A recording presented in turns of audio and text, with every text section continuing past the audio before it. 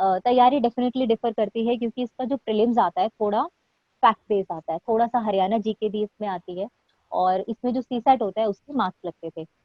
ये चीज अब चेंज हो चुकी है, शायद अब सीसेट के मार्क्स नहीं लगेंगे, बट मेरे टाइम पे लगे थे। तो मैंने सर 10-15 दिन पहले एक गोयला क्लासेस है चंडीगढ़ में, उसकी टेस्ट सीरीज लगाई थी, और मैंने 10-15 दिन सर खूब टेस्ट दिए। मार्च 31 को अगर पेपर था तो 15 दिन। अब उसको मैं यूपीएससी के लिए शायद नेगेटिव हो गया था कि बिल्कुल तैयारी छूट गई थी, बट आपको मैनेज करना पड़ेगा अगर आप 2 पेपर दे रहे हैं तो सर वो जो टेस्ट सीरीज थी काफी हेल्प हुई, क्योंकि आप टेस्ट सीरीज लगाते हैं ना तो वो पूरा बैकग्राउंड कि पिछले 3-4 साल में क्या सवाल आए तो उनसे रिलेटेड सवाल इसमें वो देते हैं, तो वो काफी हेल्पफुल होता है। जय हिंद to all my respected aspirants. On behalf of Gola classes मैं आप सभी का स्वागत करता हूं। जैसे कि आप देख पा रहे होंगे अपनी स्क्रीन पे कि हम जो एचसीएस का जो सर्वज्ञान कोर्स है, जिसके माध्यम से हम आपको जो मीन्स राइटिंग है वो कैसे करनी है, क्या उसमें हमने पैरामीटर्स फॉलो करने होते हैं, और जो इंपॉर्टेंट टॉपिक्स हैं वो हम आपके साथ डिस्कस करते हैं।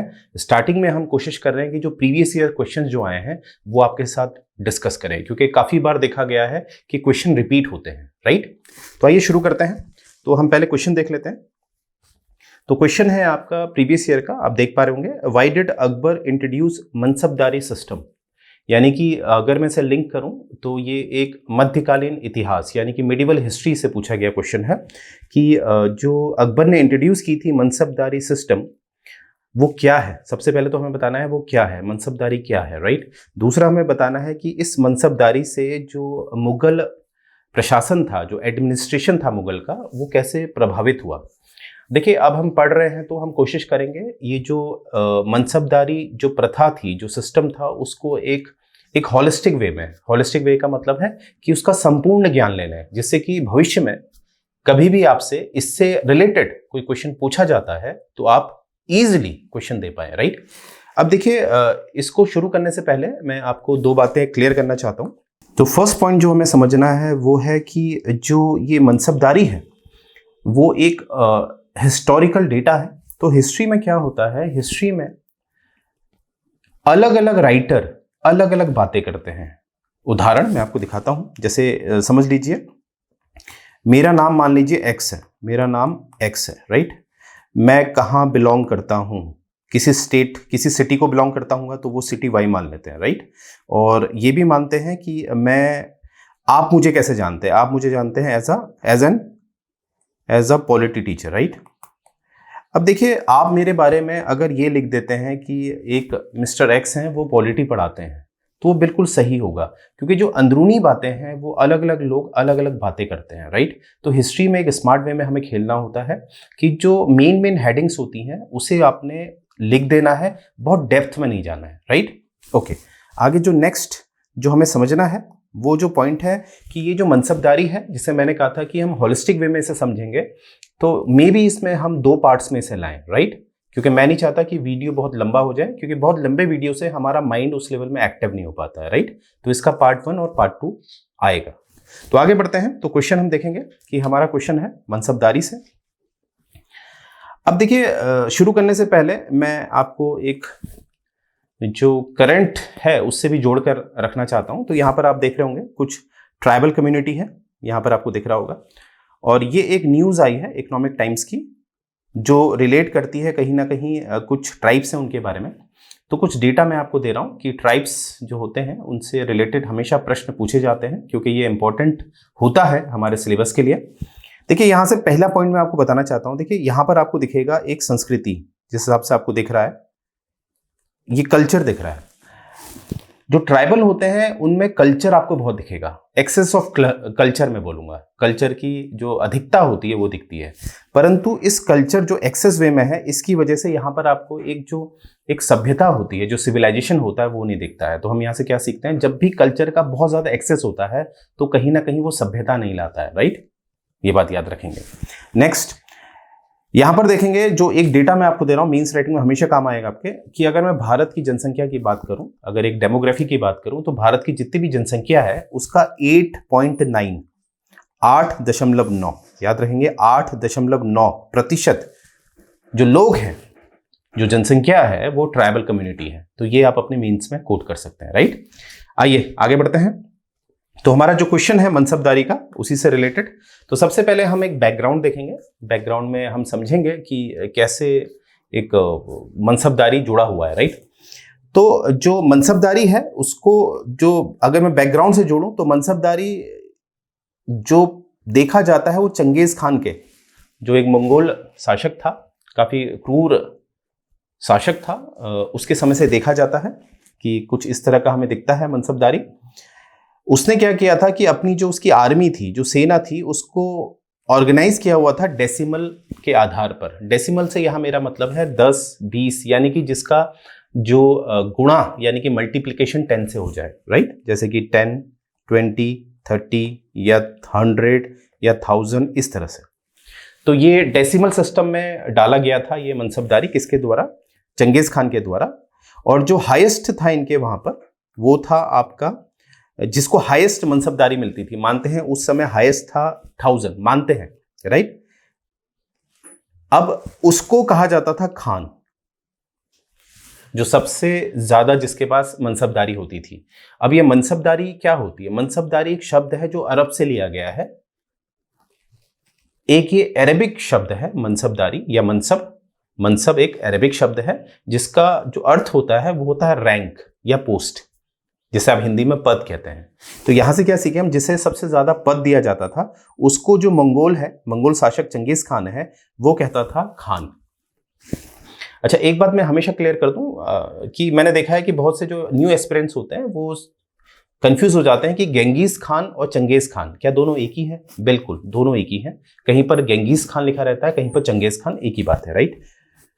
अब देखिए, भारत में जो नॉर्थ इंडिया वाला जो हिस्सा है, वहां पर ये जो मनसबदारी प्रथा है, इसको कौन लेके आया? भारत में, खासकर उत्तरी भारत में कौन लेके आया? वो लेके आया बाबर। ये बात याद रखेंगे, कौन लेके आया? बाबर। कमेंट सेक्शन में आप मुझे बाबर का ओरिजिनल नाम लिखिएगा। आई रिपीट, कमेंट सेक्शन में आप मुझे बाबर का जो ओरिजिनल नाम है वो लिखिएगा, राइट।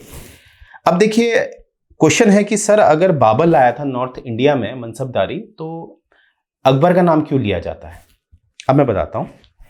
देखिए, ऐसा होता है, किसी प्रथा या किसी तंत्र या किसी सिस्टम को लाना इंपॉर्टेंट नहीं होता है, उसको एक संगठित करना, यानी कि उसको एक इंस्टीट्यूशन में कन्वर्ट करना, यानी कि उसे एक औपचारिक रूप देना, वो ज्यादा इंपॉर्टेंट होता है।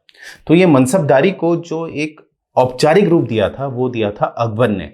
इसीलिए ज्यादातर जितने भी हिस्टोरियन हैं वो ये मानते हैं कि जो मनसबदारी प्रथा थी ये अकबर द्वारा लाई गई, क्योंकि अकबर ने इसे एक औपचारिक यानी कि फॉर्मल रूप दिया था। किसे? मनसबदारी को, राइट। तो ये मुझे उम्मीद है ये आपको समझ में आ गया होगा। तो यहां पर देखेंगे कि जो बैकग्राउंड है, mansabdari was a unique system formally introduced by the Akbar. Akbar द्वारा ये लाया गया। और कब लाया गया? 1571। अब आप सभी जानते हैं जो पानीपत का जो दूसरा युद्ध हुआ था, वो हुआ था पहले के 30 वर्ष बाद। आई रिपीट, पहला जो युद्ध हुआ था उसके 30 वर्ष बाद जो पानीपत का जो दूसरा युद्ध हुआ था, उसमें अकबर भी शामिल हुआ था। यानी कि कब हुआ था? पहला युद्ध हुआ था 1526 में। अगर इसमें 30 वर्ष अगर आप जोड़ देते हैं तो ये हो गया 1556। यानी कि अकबर कहीं ना कहीं 1556 के वर्ष में गद्दी पे बैठा। हालांकि एक नाबालिग था, एक 14 वर्ष के आसपास का था अकबर। तो अकबर जब शासन में बैठा, उसके लगभग 15 वर्ष, क्योंकि आप जोड़ेंगे तो 15 वर्ष। अब मैं ऐसा आपको श्रृंखला सीरीज क्यों बता रहा हूं? क्योंकि सीरीज से हमारे माइंड में ये जो हिस्टोरिक डेटा है ये बैठा रहता है। अगर आप डायरेक्ट 1571 याद करेंगे तो वो याद नहीं रहता। अभी याद हो जाएगा, एग्जाम टाइम तक आप भूल जाएंगे। आपने कैसे याद रखना है? पहला पानीपत का युद्ध के 30 वर्ष बाद अकबर आया।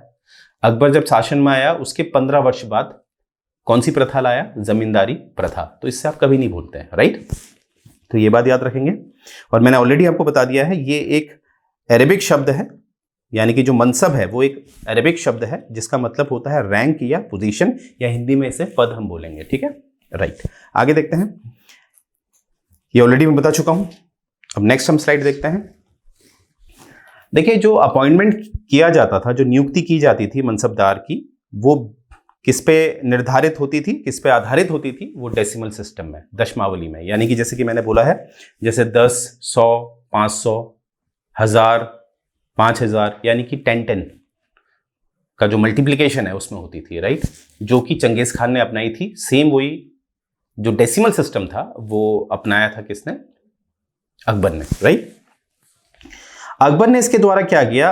अकबर ने कोशिश करी जोड़ने की। जो एक 3 स्तंभ थे उस समय उनके शासन प्रशासन के, 3 स्तंभ कौन थे? एक थे नोबिलिटी, जो कुलीन वर्ग के लोग होते थे, उसे हम नोबिलिटी कहते थे। कुलीन वर्ग के लोग क्या होते थे? उसे हम नोबिलिटी कहते थे। और दूसरे जो आर्म्ड फोर्सेस होती थी, जिनके पास जो सेना होती थी, जैसे आपको पता है अकबर लोग जब आए तो उसमें ऑलरेडी एक प्रथा चलती थी जिसे हम सामंतवाद कहते थे। सामंतवाद को फिलहाल इतना देखेंगे कि जिसके पास जितनी सेना होगी वो एक तरह का सामंत होता था, राइट, एक तरह का, राइट। हालांकि यूरोप से वो अलग है, इसलिए उसको हम कहीं किसी और वीडियो में डिस्कस करेंगे। फिलहाल इतना याद रखेंगे, जो आर्म्ड फोर्सेस हैं, जो नोबिलिटी है, कुलीन वर्ग है, और जो ब्यूरोक्रेसी है, जो नौकरशाही, जो ब्यूरोक्रेसी यानी कि जो मंत्री होते थे, इस तरह के। देखिए, मंत्री में नोबिलिटी भी आती थी और कुछ मंत्रियों में जो होते थे वो कहीं ना कहीं एक ब्यूरोक्रेसी में भी आते थे। तो कहने का मेरा तात्पर्य यह है कि अकबर ने क्या किया, मनसबदारी से जो उसकी अलग अलग शाखाएं थी उसको एक करने की कोशिश करी, राइट। आगे देखते हैं। अब ये मैं ऑलरेडी बता चुका हूं, मनसब की जो रैंकिंग होती थी वो 10 से शुरू होती थी और 10,000 तक जाती थी, इस तरह का देखा जाता था। अकबर के शासन में जो मैक्सिमम होता था, जो अधिकतम होता था, वो 5,000 होता था। ये बात याद रखेंगे। हालांकि इसमें यह भी देखा गया है कि अकबर ने 5,000 से भी ज्यादा जो मनसब है वो दिया है, राइट। फिलहाल इतना देखेंगे कि अकबर के समय पे आमतौर पर जो मनसब होता था अधिकतम, वो कितना होता था? 5,000। हालांकि अकबर ने 7,000 की मनसब जो है वो दी थी किसको? एक मिर्जा अजीज कोका को दी थी और एक दूसरा राजा मानसिंह। आई रिपीट, मिर्जा अजीज कोका और राजा मानसिंह। मिर्जा अजीज कोका जो था अकबर का एक सौतेला भाई था, और जो राजा मानसिंह है वो अकबर का कहीं ना कहीं एक ससुर होता था, क्योंकि एक मैट्रिमोनियल टाइज करता था अकबर। मतलब वो क्या करता था, जितने भी राजपूत होते थे या आसपास के जितने भी हिंदू शासक होते थे, उनके साथ उनकी बेटियों से विवाह कर लेता था और एक मैट्रिमोनियल रिश्ता कायम कर लेता था, राइट। तो ये एक राजा मानसिंह के बारे में याद रखेंगे और मिर्जा अजीज कोका के बारे में। इनको कितना मनसब मिला था? 7,000। ये अपवाद है और एग्जाम में पूछा जा चुका है, राइट, ये बात याद रखेंगे। नेक्स्ट हम देखते हैं। देखिए, जो मनसबदार थे वो वैसे तो एक जेनरिक टर्म था। जेनरिक टर्म मतलब एक सामान्य बात थी। मतलब जो मनसब पद होता था, चाहे वो किसी भी वर्ग का हो, उसे मनसब कहते थे। अब इसको मैं ज़्यादा बेहतर आपको कैसे समझा सकता हूँ आज के हिसाब से। देखिए, आजकल आप देखते हैं यूट्यूब का ज़माना है, सब यूट्यूबर बने हुए हैं। अब किसी के पास सिल्वर बेल होती है, किसी के पास गोल्ड होता है, किसी के पास डायमंड होता है ना। परंतु सबके लिए हम एक शब्द का इस्तेमाल करते हैं, यूट्यूबर। वैसे ही जो मनसब था उसको आप यूट्यूबर से कंपेयर कर सकते हैं। यानी कि सामान्य तौर पर सभी को मनसब कह दिया जाता था, राइट। परंतु जो टेक्निकल टर्म थी वो था कि जिसके पास मनसब 500 का है, जिसके पास मनसब 500 का है उसको मनसबदार कहा जाता था। और जिसके पास 500 से 2,500 का है, देखेंगे, याद रखेंगे, जिसके पास मनसब 100 है, 200 है, 300 है, कहां तक? 500 तक, उसे कहते थे मनसबदार। वहीं पर जब मनसब आपका 500 से 2,500 है, उसे कहते थे आमिर। और वहीं पर जब मनसब जो है आपका 2,500 से ऊपर है, 2,500 अबव, तो वहां पर वो आ जाएगा अमीर ए आजम। तो सबसे नीचे मनसब, उसके ऊपर आमिर, आमिर के ऊपर आमिर ए आजम। तो आमतौर पर सभी को मनसब कह देते थे। तो देखिए, ये डेटा आपने एग्जाम में जरूर लिखना है। इससे आपके, मैंने बताया, it's all about the merit, तो आप एक एक्स्ट्रा मार्क्स पाएंगे, राइट। और आमतौर पर सबको मनसब ही कहा जाता था, राइट, जैसे आजकल सबको यूट्यूबर कहा जाता है। अब देखिए, यहां पर एक प्रश्न है कि जैसे अकबर को ले लेते हैं। अकबर ने, जैसे मानसिंह जी थे, उनको 7,000 का 7,000 मनसब दिया था, तो यानी कि पावरफुल है, इतना पावरफुल है, यानी कि ये मनसब जिनको जितनी ज़्यादा रैंकिंग मिल रही है, जितना ज़्यादा पद मिल रहा है, उनके पास उतनी पावर होगी। वो आपको अभी आगे समझ में आएगा, क्योंकि मनसब बढ़ाने का तरीका होता था अपने पास सेना बढ़ाना। तो यानी कि मैं जितनी बड़ी सेना बढ़ाऊंगा तो मेरा मनसब उतना ज़्यादा होगा, परंतु इससे एक बात और भी तो है, मैं जितनी ज़्यादा सेना बढ़ाऊंगा तो कहीं ना कहीं मेरा वर्चस्व भी तो हो सकता है। तो क्या मेरे पास शक्ति आ जाती है अगर मैं बहुत ज़्यादा मनसब मेरे पास है, तो सबसे बड़ा पद है तो इसका उत्तर है नहीं। क्योंकि जो असल शक्ति होती थी, जो एक रियल पावर होती थी, वो हमेशा शासक अपने पास रखता था। यानी कि यहाँ पर जो शासक है वो है अकबर। तो जितनी पावर होती थी वो अकबर के पास होती थी। यानी कि अकबर किसी को भी मनसब बढ़ा भी सकता था और मनसब गिरा भी सकता था। वहां पर कोई प्रोटोकॉल नहीं था, ये केवल जो शासक है उसके विवेक यानी कि उसके डिस्क्रिप्शन पे निर्भर रहता था। राइट। तो असल पावर किसके पास रहती थी? In the hand of the king, जो राजा होता था उसके हाथ पे रहती थी। राइट। तो यहां पर हम इसको क्या कह सकते हैं? एक तरह की तानाशाही। राइट। आगे बढ़ते हैं। अब देखिए, जो मनसब है वो दो भागों में विभाजित थी। जैसे मैंने कहा मेरे पास मनसब है 1000 की। अब इससे ये क्लियर नहीं हो रहा है कि असल में मनसब था क्या। मनसब पद है, पर इस पद में दो बातें जुड़ी हुई थी, दो पद जुड़े हुए थे। वो दो पद थे आपके, एक जाट और एक सवार का। जो पर्सनल रैंक होता था उसे हम जाट कहते थे। जो पर्सनल रैंक होता था, ये कैसे मिलता था? ध्यान से सुनेंगे। जो पर्सनल रैंक है जिसे जाट कह रहे हैं, वो कैसे मिलता था? वो मिलता था कि मेरा समाज में वर्चस्व कैसा है। वर्चस्व को ज्यादातर उस समय मापा जाता था, मेजर किया जाता था आपकी आर्थिक स्थिति के हिसाब से। यानी कि उस समय जो जितना अमीर होता था और जिसका समाज में थोड़ा दबदबा है, तो उसको एक आधार तो ये बनता था जाट देने का, दूसरा आधार बनता था उसी हिसाब से उसको वेतन दिया जाता था। यानी कि जिसका जितना ज्यादा वर्चस्व उतना ज्यादा उसे वेतन दिया जाता था। तो ये जो वर्चस्व है और जो वेतन है जितना ज्यादा, उसको उतना जाट मिलता था। ठीक है, जाट। और जो कैवलरी है, कैवलरी आप जानते होंगे, कैवलरी मतलब घुड़सवारी और इन्फेंट्री मतलब जो पैदल सवार होते हैं। तो यहां पर हम कैवलरी की बात कर रहे हैं। जो घुड़सवारी है, जो जितनी ज्यादा घुड़सवारी रखेगा उसको उतना मनसब मिलेगा। राइट। और उसको कहते थे सवार। अब मुझे उम्मीद है आप जाट समझ गए होंगे और सवार समझ गए होंगे। ठीक है। तो यानी कि मनसब क्या है, अगर मैं मनसब बोलूं तो वो दो बातों को दर्शाता था, जट या जाट और दूसरा सवार। ठीक है। तो ये बात यहां पर बताई है। अब देखिए, जो जितने भी मनसबदार होते थे, एवरी मनसबदार, उनको रैंक दी जाती थी दोनों के आधार पे, जाट और सवार के आधार पर। और कहीं ना कहीं ये जो डेटा है जिसमें एक घोड़े पे 2 रुपए दिया जाता था, देखिए ये अलग अलग राइटर अलग अलग बातें करता है। ठीक है। तो जैसे कि आप में से हो सकता है जो भी मेरे लेक्चर्स देख रहे हो, किसी ने कोई बुक पढ़ी हो, किसी ने एनसीईआरटी पढ़ी हो सकता है वो मेरी इस बात से सहमत ना हो, या जिसने मेरी ही जो मैंने बुक पढ़ी सतीश चंद्र वो पढ़ी हो, तो वो मेरी बात से सहमत हो सकता है। तो देखिए, ये जो 2 रुपीज वाला है पर हॉर्स वाला, इस पॉइंट को आप मीन्स में लिख भी सकते हैं, नहीं भी लिख सकते हैं, इसमें कॉन्ट्रोवर्सी नहीं कर सकते। राइट। क्योंकि हमारा जो डेटा है वो उस समय के जो राइटर होते थे उन पर निर्धारित है और अलग अलग राइटर होते थे। राइट। तो ये बात याद रखेंगे। अब देखिए, जो मनसबदार है उसको 1000 रुपया अलग से दिया जाता था जब उसकी जो रैंकिंग है वो 500 सवार हो जाती थी। 500 सवार यानी कि जब वो 500 सवार यानी कि घुड़सवार 500 सवार अगर वो रख देगा तो उसकी रैंकिंग, उसको अलग से 1000 रुपये दिया जाएगा। ऐसा क्यों है? ऐसा इसलिए, देखिए घोड़ा रखना मेंटेनेंस वाला काम है, बहुत सरदर्दी वाला काम है। तो यानी कि जो कोई ऐसा मनसबदार है जिसने 500, कम से कम 500 घोड़े रखे हैं, माफ कीजिएगा 500 सवार रखे हैं, 500 सवार रखे हैं जो घोड़ों को चला रहा है। और उस समय मैं एक डेटा आपको दे दूं, उस समय एक नियम होता था जो अभी आगे आने वाला है, उसमें यह होता था कि एक सवार 2 घोड़े मेंटेन करेगा, एक सवार 2 घोड़े। तो यहां अगर मैं घोड़े की बात बोलूं तो 1000 घोड़े, क्योंकि 500 सवार है, तो जो 1000 घोड़े रखेगा, तो आप इमेजिन कर सकते हैं उस पर कितना मेंटेनेंस होता होगा। इसीलिए उसे 1000 रुपये एक्स्ट्रा दिए जाते थे। और उस समय आप जानते हैं मध्यकालीन में जिसके पास जितनी ज्यादा कैवलरी होगी, घुड़सवारी होगी, वो उतना शक्तिशाली होगा। तो ये बात है। राइट। आगे हम देखते हैं।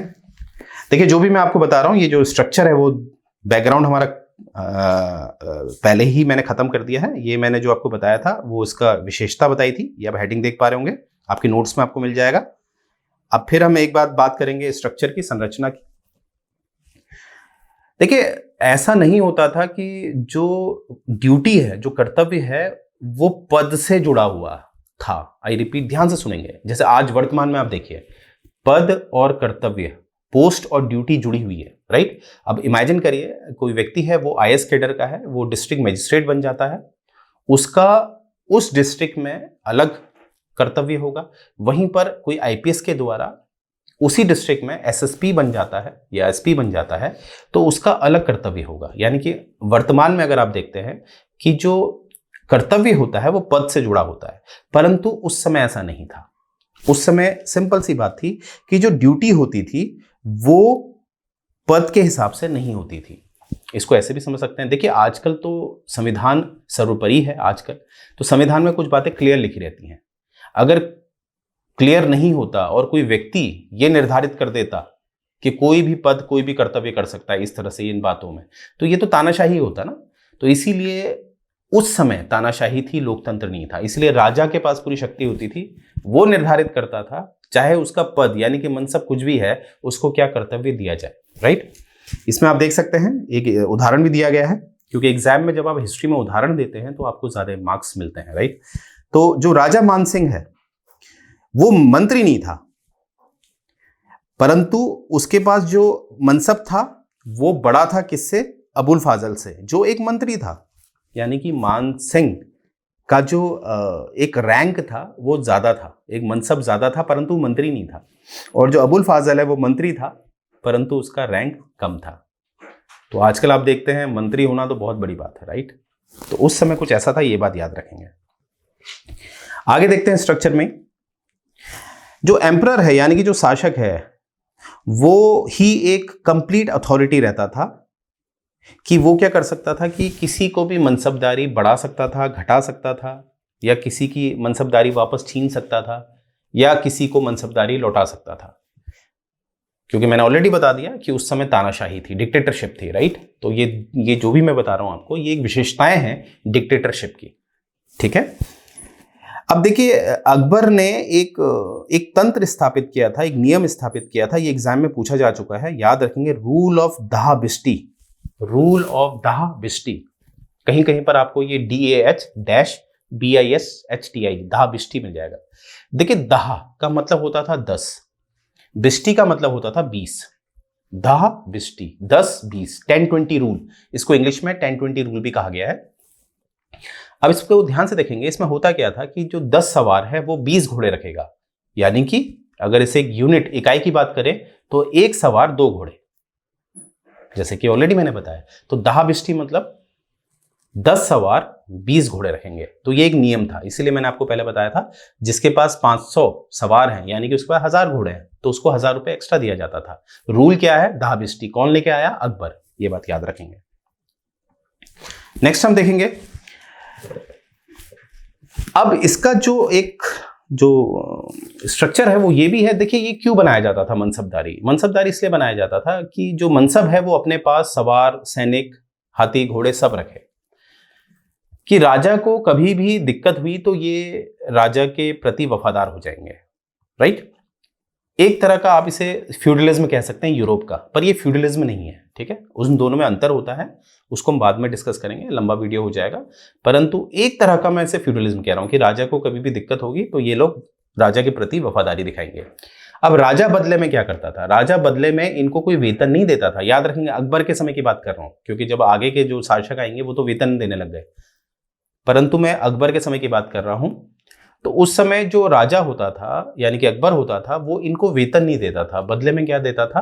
क्षेत्र, टेरिटरी दे देता था। जाओ भाई, ये टेरिटरी रखो, इससे जो भी उगेगा वो तुम्हारा, मैं वेतन नहीं दे रहा, तुम जो है ना ये खेती करो, जो तुम्हारी इच्छा है वो करो, वो तुम्हारा। तो बदले में क्या देता था? टेरिटरी, क्षेत्र देता था। अब इस आधार में आपने देखा, मैंने ऑलरेडी बताया है, ये लोग क्या रखते थे अपने पास? घोड़े, हाथी, इस तरह से। और इनको जाट मिलता था। जाट और सवार मैंने बताया है, जाट मतलब इनकी जो एक वर्चस्व है समाज में और इनकी आर्थिक स्थिति कैसी है, उस हिसाब से इनका वेतन तय होता था। तो फिर मैं बोल रहा हूँ, सामंत, जैसे आपने कहा कि जैसे मनसब जो है, अगर मैंने कहा मेरे पास 1000 का मनसब है, तो मनसब का मतलब हुआ मेरे पास जाट भी है, जाट का भी कोई पद दिया गया है, प्लस प्लस सवार। मेरे पास जब इतने जाट है, मतलब मेरी हैसियत और मेरा वेतन इतना है, प्लस मेरे पास इतने सवार हैं, उस आधार पर मुझे मनसब मिलता था, राइट। तो ये बात मैं ऑलरेडी आपको बता चुका हूं। तो इस तरह की मनसबदारी है 10, 20, 100, 1000, 100 आगे बढ़ती रहती है, राइट। और 500 से तो आपको पता ही है क्या है, राइट। 500 तक मनसब कहलाते हैं, 500 से ऊपर क्या कहलाते हैं, आपको मैंने पढ़ा रखा, आमिर, इस तरह से, राइट।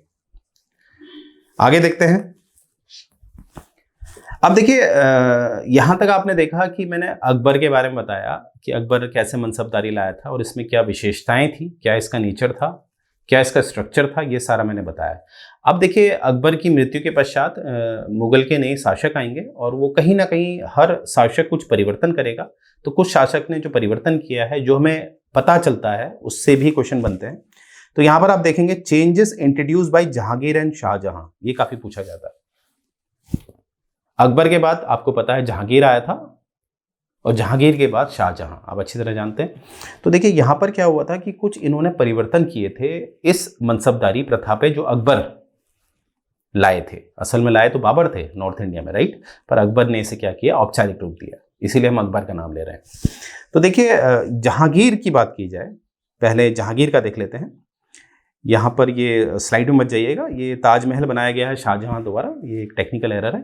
तो यहाँ पर हम देखेंगे जहांगीर ने क्या है कि मनसबदारी जो सिस्टम है, जो तंत्र है, जो अकबर की मृत्यु के पश्चात रिड्यूसिंग द सिस्टम ऑफ 2 अस्पा। अब ये 2 अस्पा क्या था, 2 अस्पा, देखिए अभी मैंने बताया था कि एक अकबर ने एक नियम दिया था कि एक सवार 2 घोड़े रखेगा, एक सवार 2 घोड़े रखेगा। यानी कि कहीं ना कहीं जो जहांगीर है उसने ये जो 2 वाली शर्त थी इसको 1 में कन्वर्ट कर दिया, यानी कि 1 में उसे परिवर्तित कर दिया, 2 से अस्पा, यानी कि 2 से 1। यानी कि अब कहीं ना कहीं छूट मिल गई है कि अब एक सवार 1 घोड़ा रख सकता है। जैसे अकबर ने जो नियम चलाया था दाहबिस्टी का, अब वो नियम बदल दिया गया है, किसके द्वारा, जहांगीर के द्वारा। ये क्यों किया गया, वो इसलिए किया गया क्योंकि जहांगीर के समय में ये देखा गया जो कोष था, जो राजकोष था, जो एक ट्रेजरी थी, वो थोड़ा कम हो गई थी। और अकबर के समय पे जो क्षेत्र हैं वो भी काफ़ी बांट दिए गए थे, तो क्षेत्रों की भी कमी थी, तो इसीलिए ये कट किया गया, ये कमी की गई है, राइट। ओके, आगे देखते हैं। अब हम शाहजहां का देख लेते हैं, क्या शाहजहां ने परिवर्तन किए। शाहजहां के समय पे मनसबदारी को और बढ़ा दिया गया। अब जहांगीर के बाद शाहजहां आया है और जहांगीर के समय में ही प्रॉब्लम आ गई थी, क्षेत्र कम होते जा रहे थे, राइट, पर शाहजहां ने तो और बढ़ा दिया।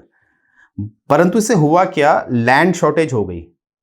वो होनी थी, पहले ही कमी थी जो जहांगीर समझ चुका था, शाहजहां नहीं समझ पाया। शाहजहां ने और मनसबदारी बढ़ाने की कोशिश की, और मनसबदारी का क्या प्रथा था, जमीनें दे दो। तो आगे चल के क्या देखा गया कि कहीं ना कहीं लैंड जो है, जो जमीन है, उसकी कमी होने लगी, और इसीलिए जो कहीं ना कहीं जो जागीरदारी थी उसकी एक कमी आने लगी। अब जागीरदारी क्या था, जागीरदारी भी इसी प्रथा को हम कहेंगे कि किसी को जमीन दे देना, ठीक है, जमीन दे देना, उसे हम जागीरदारी प्रथा कहते हैं, राइट। फिलहाल इतना याद रखेंगे, जो हमें एग्जाम वाइज समझना है कि लैंड शॉर्टेज हो गई है शाहजहां ने, क्योंकि और क्या कर दिया है, मनसबदारी बढ़ा दी है। अब मनसबदारी और जागीरदारी कैसे जुड़ी हुई है, देखिए मनसबदारी है एक पोस्ट देना, एक पद देना। अब मनसबदारी जुड़ी हुई है जागीरदारी से। जागीरदारी क्या होता था, आपको जमीन दे देना, जमीन दे देना कि आप जमीन ले लीजिए, जब तक आप पद में हैं जमीन आपकी, जब आप पद छोड़ेंगे तो जमीन सरकार की। ये फर्क था जागीरदारी में। जमींदारी क्या थी, जमींदारी में परमानेंट ओनरशिप मिल जाती थी, जो अंग्रेज लेके आए थे। तो जागीरदारी और जमींदारी में ये फर्क आपको पता होना चाहिए, राइट। अच्छा, अब शाहजहां के समय पे एक ऑर्डर निकाला गया कि जो सवार हैं उनकी संख्या कम कर दी जाए।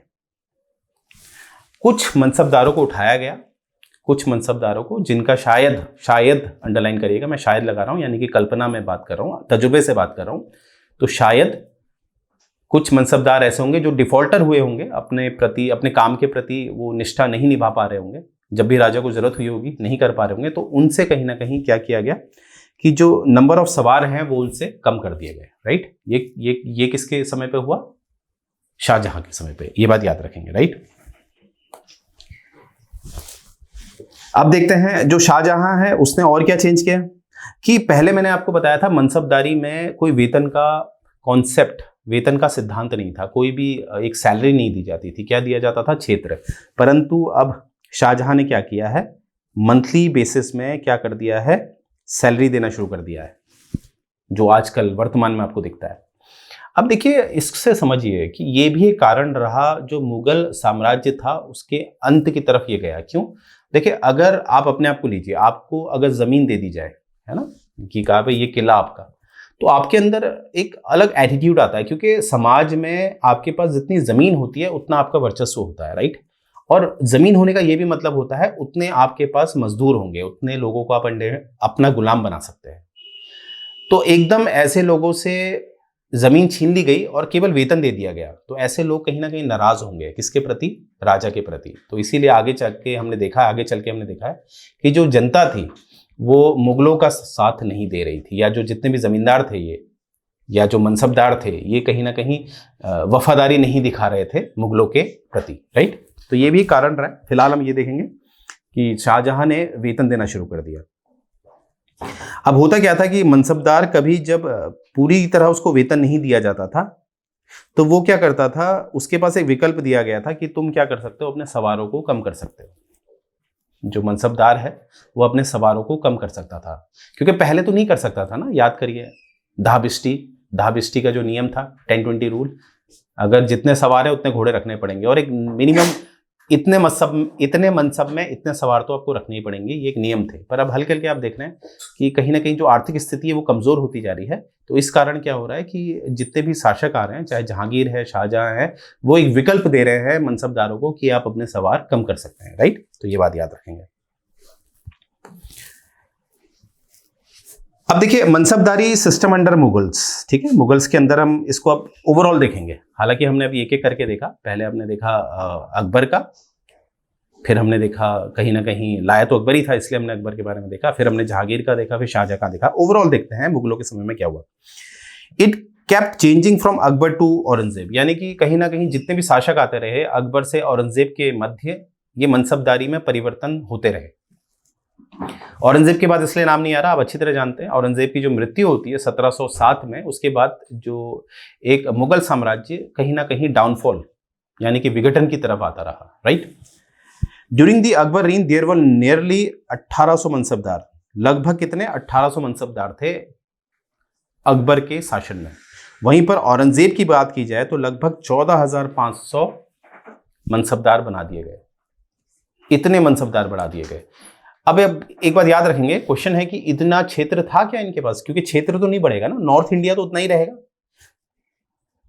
असल में क्या हुआ था आगे चलकर, जैसे कि मैंने आपको बताया था कि कहीं ना कहीं एक ट्रेंड चेंज हो गया था, एक प्रथा बदल गई थी। यानी कि पहले जमीन देने का सिलसिला था, फिर आगे चलकर एक वेतन देने का सिलसिला आ गया, क्योंकि शाहजहां से वो शुरू हो चुका था, राइट। इसीलिए जो औरंगजेब है, वो जो संख्या है वो इतनी ज्यादा संख्या कर पाए, राइट।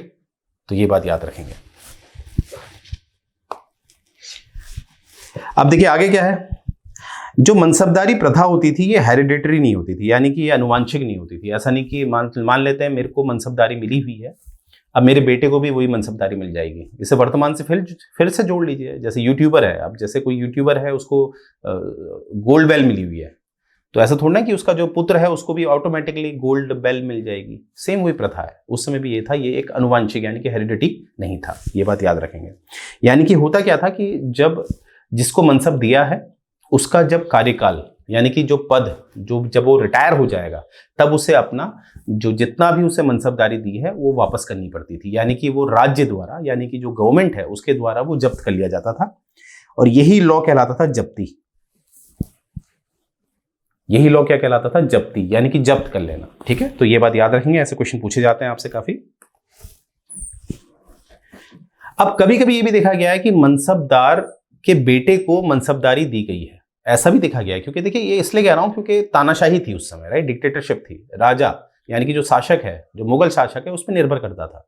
कभी कभी ये भी देखा गया है कि उसने जो बाप है, जो मनसबदार है, उसके बेटे को ही मनसबदार बना दिया है। तो उस केस में आप देखेंगे कि the son of mansabdar was granted a mansab, he had to restart his tenure. यानी कि ऐसा नहीं कि हम मानते हैं पिताजी को मिला है 3000 का मनसब, उदाहरण है 3000 का मनसब मिला है, तो बेटे को अगर वो मनसबदारी दी जा रही है तो 3,000 की मनसबदारी नहीं दी जाएगी, उसको दोबारा से स्टार्ट करना पड़ेगा, अपनी काबिलियत दोबारा दिखाना पड़ेगी, किसको? बेटे को, राइट। तो ये बात इसमें बताई गई है। आगे देखते हैं। अब देखिए, जो मनसबदारी की जो कुछ मेरिट और डीमेरिट्स हम देखेंगे कि मनसबदारी जो है उसमें क्या मेरिट्स थे, उसके क्या डीमेरिट्स थे, ठीक है। क्योंकि अभी तक आपने देखा हमने क्या पढ़ा, मनसबदारी पढ़ा, असल में देखा ये चंगेज खान से आई, फिर देखा हमने ये उत्तरी भारत में इसे बाबर लेके आया, फिर हमने देखा असल में जो इसे औपचारिक रूप दिया वो अकबर ने दिया, राइट। फिर मैंने आपको सब बताया कि चेंजेस हुए इसमें, जो जहांगीर लेके आया, शाहजहां लेके आया। शाहजहां के बारे में तो हमने ज़्यादा देखा क्योंकि हमें ज़्यादा शाहजहां ही मिलता है। फिर हमने देखा औरंगजेब के समय में इसकी संख्या काफ़ी बढ़ गई। तो ओवरऑल हमने ये देखा, राइट। अब हमने देखना है इसके कुछ जो एक every coin has two faces कहते हैं ना, हर सिक्के के दो पहलू होते हैं, एक अच्छे और एक बुरे। कुछ अच्छे पहलू हम इसे देखेंगे, कुछ बुरे पहलू हम देखेंगे, राइट। और अंत में हम इसका कंक्लूजन देंगे, राइट। तो ये जो मेरिट और डीमेरिट है उसके लिए हम जो पार्ट 2 है उसमें डिस्कस करेंगे, राइट। तो यहीं से मैं ये वीडियो एंड करने जा रहा हूँ। मुझे उम्मीद है ये लेक्चर आपको पसंद आया होगा, और जो सेकंड पार्ट है वो आपको कल मिलेगा इसी सीरीज में, जो HCS सर्वज्ञान है इसमें आपको मिलेगा। तो एंड करने से पहले देखें थोड़ा सा एक पब्लिसिटी है, एक जो हमें प्रोमो करना है, जो आपके एग्जाम के लिए बहुत ज़रूरी है, वो हमें देखना है। यहाँ पर देखिएगा कि हमारे जो कोर्सेज हैं फॉर HCS मीन्स राइटिंग, क्योंकि अब अगस्त में आपका पेपर होने वाला है, तो यहाँ पर एक हमारे पास पैकेज है आपके लिए 6,999 का, जिसमें हम आपको प्रोवाइड कर रहे हैं जो प्रीमियम लेक्चर्स हैं, जो आप देख रहे हैं वो प्रीमियम लेक्चर्स आपको दिए जाते हैं, और जो जितना भी स्टडी मटेरियल है वो भी आपको दिया जा रहा है, जिससे कि देखिए इतना समय है नहीं कि आप स्टडी मटेरियल बनाएं, राइट। तो यहाँ से ये आपको दोनों प्रोवाइड किए जाएंगे 6,999 में केवल, और इसमें आपको टेस्ट सीरीज नहीं दी जाएगी। और अगर आपको केवल टेस्ट सीरीज चाहिए केवल, तो उस टेस्ट सीरीज में आपके प्रीमियम लेक्चर्स नहीं होंगे, स्टडी मटेरियल नहीं होगा, वो भी आपको केवल कितना पड़ेगा? 6,999। उसमें केवल आपको क्या मिलेगी? Test series, right. अब देखिए, जो सबसे बेस्ट जो मुझे लगता है पर्सनली वो आपके लिए ये है एक्सक्यूज मी, इसमें आप देखेंगे इसमें आपको ओवरऑल बंडल मिल रहा है। इसमें आपके टेस्ट सीरीज भी हैं 3 के 3, हिंदी, इंग्लिश और आपके GS के लिए, प्लस इसमें आपको जो हमारे जो प्रीमियम लेक्चर्स हैं वो भी दिए जा रहे हैं विद स्टडी मटेरियल, यानी कि टोटल ओवरऑल पैकेज दिया जा रहा है ओनली फॉर 9,999 का। अब देखिए, इसमें एक बात याद रखेंगे, जैसे कि जो प्री का रिजल्ट है उसको स्टार्टिंग वीक ऑफ जून के लिए बताया जा रहा है एक्सपेक्टेड, तो तब तक क्या करें? क्या हम वेट करें? क्योंकि कुछ ऐसे स्टूडेंट हैं जिन्हें लगता है कि हमारा मेंस में हो भी सकता है, नहीं भी हो सकता है, राइट, क्योंकि उनके मार्क्स इस हिसाब से आए हैं, लाइक मान लीजिए 53, 54 आए हैं, तो उनको थोड़ा संदेह है, तो वो क्या कर सकते हैं? तो उनके लिए एक ऑप्शन है कि वो 999 ओनली इसका 10% देके हमें लॉग इन कर सकते हैं और अपनी तैयारी कंटिन्यू रख सकते हैं, क्योंकि यहाँ पर आपकी जो टक्कर है वो उससे है जो हर घंटे पढ़ाई कर रहा है। तो आप कोई भी समय बर्बाद ना करें, केवल 999 देके लॉग इन कर सकते हैं। और मान लेते हैं कि आपका मेंस में नाम आ गया है, तो बाकी जो रिमेनिंग पेमेंट है वो आप हमें तब दे सकते हैं। तो ये मोस्टली उनको कंसिडर किया जा रहा है जिनको लगता है कि उनका हो भी सकता है, नहीं भी हो सकता है मेंस में, राइट। तो ये जो ऑफर है ये मैंने आपको दिखाया, और यहां पर आप देखेंगे, देखिए जब तक आप मेंस नहीं लिखेंगे तब तक आप आगे नहीं बढ़ सकते हैं, राइट। मेंस अच्छा नहीं कर पाएंगे, कितना भी आपको आता है, लिख नहीं रहे, क्योंकि देखिए mains writing is a skill तभी आती है जब आप खूब प्रैक्टिस करते हैं। तो यहाँ पर आप देख सकते हैं ये मोहित राठी जी की कॉपी है, यहाँ पर AETU में इनका सिलेक्शन हो चुका है। इस तरह से यहाँ कॉपी चेक होती है आपकी गोयला क्लासेस में, राइट। हर एक बात का ध्यान दिया जाता है।